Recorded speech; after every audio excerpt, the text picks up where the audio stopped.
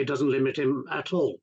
It may, to some extent, distract, if you like, attention from political campaign per se, but the very case itself is very political. So he'll be able to use that to further the charge that he's being persecuted, that he's a martyr to kind of standing up for America and so on, and that this is a politically motivated attack on him and through him to the American people who are trying to kind of solve their national and other problems. Yeah, Professor, it's taken a while for us to even get to this point, right, where we've even seen Donald Trump then arraigned, as many would have said that this was meant to happen a while ago, but nonetheless, it is finally here in a sense.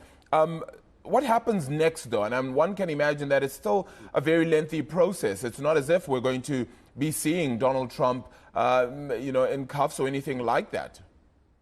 No, it's going to take a very long time, even according to what was released last night from the news about a further hearing or whatever in December, and then maybe in January, possibly moving the venue of the court to another place which has got far more Trump-type supporters, including police and law enforcement and so on.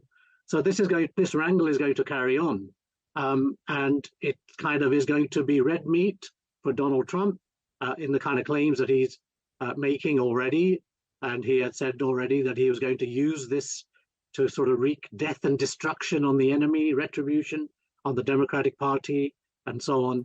And it's being used by the Democratic Party in a part of a political calculation as well, because the charges about Stormy Daniels and the hush payments, they appeal to a certain kind of a anti-sexist, pro-women identity politics, which is very powerful in the Democratic Party too. So to both sides, if you like, there's something to be had and something they claim to be gained from these.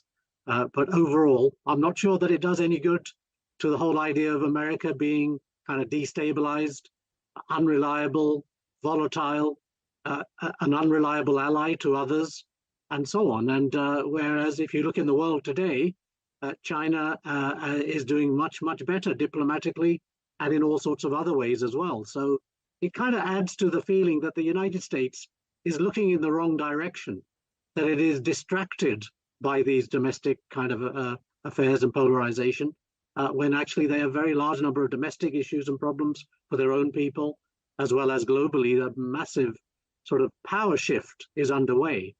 And I don't know that this really deals with that in any way whatsoever, not in any kind of a productive way.